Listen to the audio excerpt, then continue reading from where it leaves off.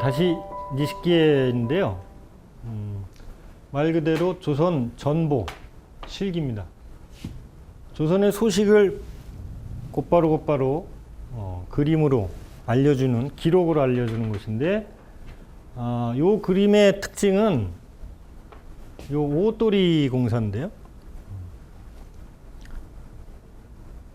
동학농민전쟁이 일어나고 농민군이 파죽지세로 전주성을 함락을 하게 됩니다.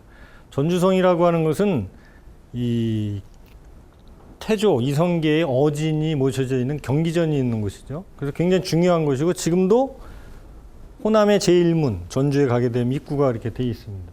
전주성이 함락이 되면서 조선 정부가 굉장히 놀란 거죠. 그러면서 청나라에 군대를 요청을 하게 되고, 텐진 조약에 의해서 일본이 또 들어오게 됩니다. 여기에 이제 깜짝 놀란 농민군하고 조선 정부가 협상을 하게 되죠. 그래서 전주 화약이 이루어지게 됩니다. 이 전주 화약의 조건은 뭐냐면은, 농민군이 전주성에서 물러가는 조건으로 조선 정부가 두 나라의 군대를 철수할 수 있게끔 해라. 오케이가 됐습니다. 그래서 농민군을 물러나서 전라도 50여 개군에 이른바 이제 집강소를 설치를 하면서 농민 자치기구를 수행하게 되죠. 그래서 조선 정부는 그 조약에 의거해서 그 약속대로 청나라의 정부에 협상을 해서 청나라 군대는 물러가게 되는데, 일본 정부는 그렇지 않고, 일본 정부는 아선만을 그 인천을 통해서 곧바로 군대가 서울로 주둔을 하게 됩니다. 그래서 주둔하게 되면서 그런 철수 협상을 거절을 하면서 경복궁을 무력으로 진압하게 되는, 침공하게 되는 그 과정을 그린 그림이고요. 현대화된 일본 군인들이 총을 쏘면서 경복궁을 점령하는 것이죠. 이 오또리 공사고요. 여기에 보면 특이하게도 한병이라고 되어 있어요. 조선병이 아니라 한병이라고 되어 있는 거죠. 이 당시에 조선의 국호는 조선인데 여기 한병이라고 되어 있어요. 그 의도는 여러 가지가 있을 수도 있겠는데, 조선 자체를 인정하지 않는 것일 수도 있고요. 그 다른 이면이 또 있을 수도 있겠는데, 그거에 대해서는 좀 더 이제 확인을 해봐야 되겠는데, 이런 식의 표현은 거의 유일한 것 같습니다. 그리고 여기에 보면 이 이모군란 이 경복궁 침입과 이 점령과 관련해서는 몇 장의 사진, 유사한 사진이 있어요.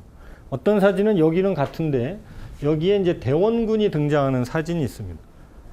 그 대원군에 대한 이미지 조작을 하는 거죠. 대원군은 결코 을미사변, 민비시해 사건이라든가 이런 그 경복궁 침략에 관여한 적이 없습니다. 근데 이것을 의도적으로 대원군을 앞세워서 대원군과 그 며느리였던 민씨의 그런 갈등 때문에 조선이 망했다, 이런 것을 의도적으로 이제 보여주기 위한 것인데, 여기에 보면 기3이라고 되어 있어요. 이 조선 전보 실기의 요 그림은 적어도 3장은 있다는 거죠. 그런 의미로 이제 봐야 되는데, 요거와 유사한 구도의 그런 그림들이 분명히 있을 겁니다.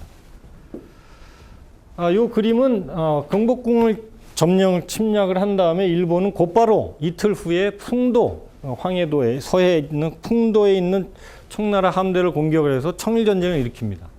일본은 러일 전쟁도 그랬는데 선전포고를 하고 전쟁을 하는 것이 아니라 선제 전쟁을 해놓고 공격을 해놓고 선전포고를 합니다. 그래서 경복궁을 침략을 해가지고 이제 내정 개혁에 대한 요구를 하게 되는 거죠. 여기 보면은 여기도 보면은 이 민씨, 조선왕국의 민씨의 그 교만, 방자함, 그런 것들 때문에 나라가 어지러워지고 동학대왕이 일어나게 된 계기가 됐다, 이렇게 나옵니다. 그리고 여기에 대원군이 또 보필을 했다, 이런 것이 나오는데, 역사적인 사실에 대한 굉장히 왜곡, 이것이 우리가 어렸을 때도 이런 식으로 배운 교과서가 이제 있습니다. 요즘은 많이 바뀌어졌긴 하지만. 그리고 요 기모노를 입은 요 여성의, 일본 여성이죠. 얼굴도 일본 여자고 기모노도 그렇고, 이것이 바로 궁궐에서 쫓겨나는 민씨 척족 세력들을 상징화하는 그림이라고 이제 볼 수가 있는 거죠. 그것을 통해서 조선 정부 대개혁이라고 하는 것이 이제 일어나게 되는 거죠. 그러면서 일본은 이제 청일 전쟁을 본격적으로 이제 시작을 하게 되는데요. 이 청일 전쟁을 상징화하는 놀이판이 있습니다. 이 쌍육이라고 하는 것은 주사위를 두 개의 주사위를 가지고 하는 것인데요. 청나라를 정벌하는 일본의 해군과 육군이 진군하는 그 지도를 이야기를 합니다. 여기 히로시마의 대본영이 이제 육군입니다. 육군은 이렇게 가서 부산을 통해서 지그재그로 경상도와 전라도와 충청도와 경기도를 지그재그로 경성입니다. 다음 그림에 보게 될 것이 바로 안성도라고 하는 곳의 격전지고요. 니시키에가 두 장이 있는데 하나는 요 중화군에서 평양으로 진격하는 사진이 두 번째 니시키에입니다. 어쨌든 이것은 놀이판이기 때문에 꼭 일본군이 이렇게 움직였다는 것은 아니죠. 그러니까 놀이를 이게 전쟁을 희화화시켜서 아이들한테 이걸 주입을 시키는 겁니다. 물론 이 나중에 1900년대 의병을 토벌할 때 특히 1909년에 지리산 의병들 남한대 토벌 작전이라고 하는 이른바 이렇게 지그재그로 훑어요. 이게 작전 지도를 그렇게 하는데 그러면서 약 2, 3만 명의 의병들이 학살을 당하는 그 작전하고도 비슷한 모형일 수도 있는데 어쨌든 육군은 이렇게 통해서 압록강을 건너서 여순을 통해서 위해이를 거쳐서 북경으로 먼저 가는 팀이 있고요. 해군은 사세보에서 이제 출발을 해가지고 중국의 동해안, 한반도의 서해안, 이게 풍도입니다. 풍도를 통해서 가는 데마다 연전연승입니다. 이렇게 해서 발해만, 요동만 해서 북경으로 먼저 가는 팀이 이기는 이런 주사위 놀이를 연출을 하는 것이고요. 이것은 뭐 상징적으로 인천항에 들어오는 그런 일본 군 함대를 보여주는 것입니다. 이것이 바로 안성도라고 하는 곳에서 일어났던 격전입니다. 이 안성도에서 청일전쟁에 처음에 일본 군 장교의 희생자가 나오는데 그 사람이 바로 요 마스자키입니다. 대위예요. 굉장히 크게 나오죠. 일본에서 이 군신입니다. 군신으로 추앙을 받아요.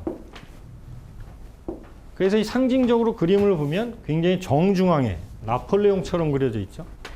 근데 그림을 자세히 보시면 이 사람은 대위고요. 여기 보면 무전 중좌면은 중령이죠. 계급이 한참 높잖아요. 그러니까 군신은 크게 그리고 계급이 높은데도 불구하고 작게 표현을 했으니까 이 군신, 여기서 죽은 이 마스자키를 상징적으로 돋보이게 하기 위한 그런 그림이고요. 보면은 파죽지세로 강을 건너서 오합지졸의 중국군을 섬멸하는 우길기죠. 우길기가 있고 초라한 중국기가 있습니다.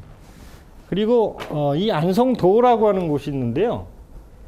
이거는 일반 명사인데 안성에 있는 그냥 나루예요. 근데 아까 그 쌍육에서도 보였듯이 안성도라고 하는 것이 마치 지명처럼 되어 있습니다. 이것이 지금 지명으로서 이제 안성천이라고 하는 것인데 고증학자의 지리를 하시는 분들은 이게 아니라는 거죠. 원래 이름은 소사였다 그래요. 소사천. 다리도 소사도. 근데 일본이 여기를 건너면서 이 마스자키가 희생이 되고 그러면서 청나라에 대한 두려움을 일본 병사가 갖게 됩니다. 그래서 이 두려움을 없애기 위해서 건너기 쉬운 안성도라고 하는 군가를 만들어서 보급시켜요. 그래서 이 군신 마스자키를 중심으로 해서 이 안성도라고 하는 군가를 부르면서 건너서 진격을 한 그런 상징적인 그림을 이것이 나중에 일제시대 때는 안성천이 되는데 그거에 대한 고증은 이제 다시 한번 해봐야 되겠지만 어쨌든 지명 유래가 이상한 데서 이제 오게 된 그런 그림이라고 할 수 있죠. 이 그림은 아까 그 주사위판에서 보셨듯이 평안도 중화에서 평양성을 공략하는 그런 그림입니다. 여기에 보시면 중화로부터 진격, 평양 대격전인데 경성에서 평양까지 65리라고 되어 있습니다. 65리. 보통 10리는 4km잖아요. 70리로 잡아도 4, 7이 28km밖에 안 됩니다. 말이 안 되지 않습니까? 이거는 근데 나름대로 당시에 뭐 조선시대나 이런 데 보면 문헌마다 다 틀린데 이렇게 표기된 데가 있다고 하더라고요. 근데 실제로 평양까지는 약 250에서 300km 정도 되는데 이런 것도 한번 그런 의미에서 고증해야 될 필요가 있겠고요. 이 그림도 역시 용맹한 일본군과 오합지졸에 쫓겨가는 중국 청나라 군대가 있습니다. 우길기가 아주 휘황찬란하게 있고 재밌는 것은 호랑이입니다. 이 호랑이. 호랑이가 왜 여기 등장을 하는지는 알 수가 없지만 어쨌든 이 니시키에가 갖는 아주 그 특징적인 게 있습니다. 과장, 왜곡, 아전인수적인 그런 그림들이 이제 그런 특징들이 나타난다는 거죠. 앞가의 그런 니시키에들에서도 보였는데 이 각각의 니시키에는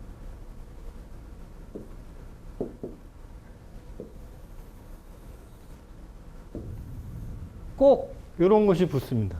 이게 뭐냐면 뭐라 그럴까? 판권을 얘기하는 거죠. 판권. 언제 어디서 누가 만들었다는 것을 인쇄를 어디서 하고 누가 발행을 했다. 이거 같은 경우는 명치 27년 9월 1894년 9월에 인쇄하고 발행을 했습니다. 여기는 좀 찌그러 누가 했는지 이렇게 나오기도 하고요. 나름대로 굉장히 그 저작에 대한 이런 자부심도 있는 반면에 좀 전에 보셨다시피 이런 허무맹랑한 그런 것도 이제 나온다라고 하는 것이죠. 니시키의 그런 특징들을 보일 수가 있는 것입니다. 청일전쟁으로 인해서 의외로 청나라가 일방적으로 무너지기 시작하죠. 무너지면서 1895년 3월, 음력으로는 3월, 양력으로는 4월에 조약을 일본 시모노세키에서 시모노세키 조약, 강화 조약을 맺게 됩니다. 그 강화 조약의 핵심은 청나라가 일본에 2억량의 배상, 2억량. 당시 2억량 어마어마한 거죠. 당시 일본 재정의 거의 4배에 가까운 액수라고 합니다. 10년 후에 있을 1904년 러일 전쟁에 군사 자금으로 활용이 될 수 있는 그런 자금이고 또 요동반도의 할양, 이때 대만이 식민지가 됩니다. 아시아 최초로 식민지를 거느린 제국이 등장하게 되는 거죠. 요동에 대한 부분이 이제 러시아를 자극하게 되는 거죠. 그래서 시모노세키 조약이 체결된 지 6일 만에 삼국 간섭이라는 게 일어납니다.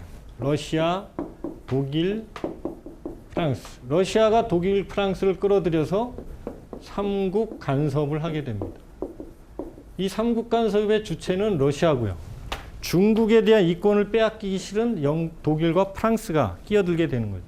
이 러시아는 이미 만주와 요동 일대의 이득권을 상당히 갖고 있었어요. 그걸 시모노세키 조약에 의해서 뺏기게 되니까 일본에 너희 전쟁을 할래? 요동을 반납할래? 요동을 반납하게 됩니다. 그 그림은 그것을 상징적으로 나타내는 것이 바로 이 풍자화입니다. 이것도 이제 니시키에라고 할 수 있겠는데 어쨌든 그거하고 좀 다른 것 같습니다. 이 풍자화인데 이건 30년대에 발행이 되는 사진첩 속에 들어가 있는 것인데 이 중국 상징적으로 이 중국입니다. 중국은 만두로 상징이 되죠. 이 중국에 갖고 있는 자원을 러시아가 이렇게 뺏어갑니다. 하나를. 그랬더니 일본이 과감하게 러시아의 손목을 딱 잡죠. 니들 뭐 하는 짓이냐 째려보는 거잖아요. 위에서 이렇게 째려보고. 여기서 조선이라고 하는 나라가 일본의 뒤에 서서 일본을 배경으로 해서 보호를 받고 있는 상태가 됩니다. 눈치가 보고 있는 거죠. 그러면서 만세를 부르고 있는 나라가 또 있습니다. 미국이죠. 만세를 부르고 있어요. 미국이라고 하는 나라는 모든 일에 직접적으로 나서진 않아요. 관막을 하고 있다 결정적일 때 1차 대전도 그랬죠. 2차 대전도 그랬죠. 다 그럽니다. 그러면서 요 옆에를 보시면 또 여기는 요거는 뭐 확대를 안 해도 되겠네요. 이게 이제 프랑스군인 것 같고요. 여기 영국인 것 같고. 이 뒷 배경은 일본의 뭐 황궁. 여기는 모스크바 같기도 하고 여기는 유럽, 여기가 모스크바인가요? 어쨌든 이 열강들이 한반도와 만주 일대를 두고 각축을 벌이는, 그러나 정작 그 주인인 조선과 중국은 아무 힘도 쓸 수 없는 아주 상징적인 그림으로 볼 수가 있는 것이죠. 그러면서 이제 조선이라고 하는 나라는 갑오개혁이 일어나게 되고, 그 갑오개혁이 일어나는 과정에서 반일 세력이었던 고종과 민씨 정권을 일본에서는 눈의 가시처럼 느낄 수밖에 없는 거죠. 그런 과정에서 이제 을미사변이 일어나면서 민비가 시해를 당하게 되는 거죠. 여기서 잠깐 설명드리면 민비에 대한 용어인데요. 조선에서는 민비라는 용어를 별로 전통적으로 쓰지는 않죠. 궁주 여성, 그러니까 왕비는 그냥 중전마마예요. 중전마마. 이거 왕후입니다. 왕후. 그러니까 민왕후예요. 고종도 당대에는 고종이라고 부르지 않지 않습니까? 왕이라고 전하 이렇게 부르지, 그건 다 후대에 붙이는 것이고요. 이 당시에도 민왕후, 또 일본에서 주로 쓰는 역사적 민씨, 민씨라는 용어를 많이 쓰는데, 어쨌든 죽은 다음에 대한제국의 황제가 되면서 황후가 되는 것이죠. 그때 이제 명성이라고 하는 휘호까지 받으면서 명성 황후가 되는 것입니다. 그러니까 어쨌든 을미사변 때 당시에는 민왕후에 대한 시해 사건이 일어나면서 고종이 신변의 위협을 느끼고 러시아 공사관으로 피해가는 아관파천이라고 하는 것이 이제 일어납니다.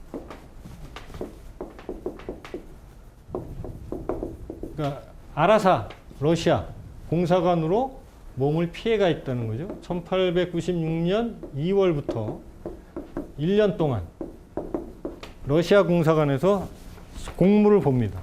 그러면서 친일 내각을 다 갈아버리고 친 고종 세력들로 이제 공사관에서 정사를 벌이게 되는 거죠. 그리고 1897년 2월에 환궁을 경운궁, 그러니까 지금 덕수궁이죠. 경운궁으로 환궁을 하면서 그 당시에 나온 이야기들을 이제 칭제권원, 칭제, 황제를 칭하면서 건원, 나라를 세운다. 이런 논의가 있었던 거죠. 그래서 1897년 8월에 연호를 광무라고 하고 1897년 10월에 황제로 등극을 하게 됩니다. 그래서 광무 황제가 등극하게 되면서 이때부터 국호가 조선에서 대한 제국으로 바뀌게 되는 거죠. 여기에 대한 직접적인 것은 물론 이제 청나라로부터의 독립인 거죠. 이제는 우리도 황제고 중국도 황제고 일본은 천황. 그 황제 등극식을 한 곳이 바로 요 환구단입니다. 1897년에 지었죠. 완공이 돼서 여기에서 바로 황제 등극식을 한 거죠. 여기는 바로 이제 황궁우라고 하는 곳인데요. 신위를 모시던 곳입니다. 신위. 이거는 1899년에 세워졌고, 이 황구단은 1913년에 일제에 의해서 헐리게 됩니다. 지금 어디냐면은 소공동 조선호텔 자리입니다. 조선호텔에 가면 이 환구단 터가 있고 황궁우가 있습니다. 이것은 없죠. 의도적으로 이것을 없애고 여기다가 당시에 이제 철도호텔, 일본이 철도호텔을 만드는 지금의 조선호텔 뒤에 있습니다. 이게. 그 명칭 용어상으로도 보면 환구단이냐 원구단이냐 이렇게 설왕설래하죠. 근데 한자로 원이라고 써놓고 읽기는 또 환구단이라고 또 있습니다. 둥글 원자. 그래서 이것은 뭐냐면은 천원지방이라고 해서 하늘의 제사를 지내는 제단은 둥그른 것이고, 그죠? 땅의 신에게 제사를 지내는 것은 각이 진 것이에요. 그래서 땅의 제사를 지내는 것은 사직단이죠. 사직단의 제단은 각이 있어요. 근데 여기는 하늘의 제사를 지내는 것이기 때문에 둥근 것이죠. 그래서 환구단, 원구단. 그래서 문화재청에서는 현재 환구단이라고 통일을 했어요. 정확한지 아닌지는 모르겠지만 어쨌든 간에 그런 상징적인 곳입니다. 그래서 대한제국이 선포해서 광무 황제가 되고 광무개혁, 황제 중심권의 개혁을 하게 되는 1904년 러일전쟁 직전까지. 그러면서 조선의 한반도에는 러시아 세력이 이제 등장하게 되는 거죠. 그래서 일본 세력은 잠깐 주춤하고 이제 러시아 세력이 등장하는 그 과정에서 이제 한반도를 둘러싸고 러시아와 일본이 각축을 벌이는 그런 시기가 바로 이 시기입니다. 그래서 일본 같은 경우는 1894년 청일전쟁, 시모노세키 조약, 또 삼국간섭 이런 것을 통해서 한반도에 대한 야욕이 계속 강렬해지는 과정이었죠. 그래서 러시아와 한반도를 둘러싸고 만한 분할론, 예를 들면은 만주는 러시아, 조선은 일본, 막 이런 것까지 이제 협정이 오고라고 했지만 서로 이게 맞아떨어지지 않은 거죠. 그런 과정에서 1904년 1월에 고종이 국외 중립을 선언을 하게 됩니다. 근데 일본 정부가 이걸 받아들이지 않죠. 그래서 1904년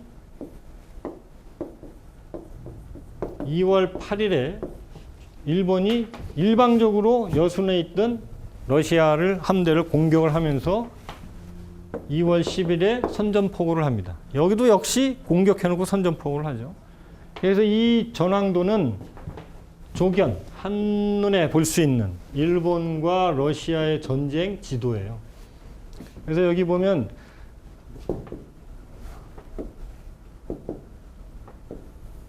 일본과 러시아 군함의 비교표가 나오고요. 일본 군함, 러시아 군함, 이름까지 등장합니다.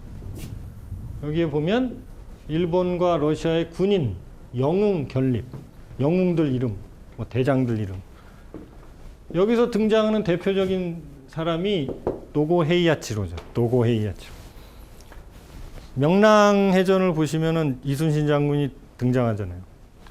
이 일설에는 도고라는 사람은 해신이라고 부르는 사람인데요. 해군 대장 총사령관이죠. 일설에는 이 도고가 러일 전쟁을 하는 과정에서 이 전술을 이순신에게 배웠다. 그리고 나와 네일스는 이순신에게 비할 것이 못 된다. 이렇게 얘기했다고 하는데 그건 거짓말인, 그런 말 한 적이 없죠.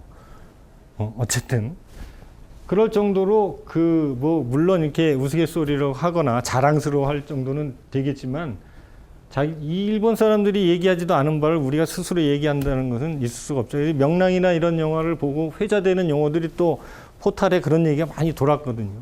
근데 그건 사실이 아닌 거로 이제 아셔야 되는 거고. 어쨌든 도고 헤이야치로라는 가 발틱 함대, 그러니까 러일 전쟁에 이게 연전연패를 하니까 저 지중해에 있던 러시아 함대가 오지 않습니까?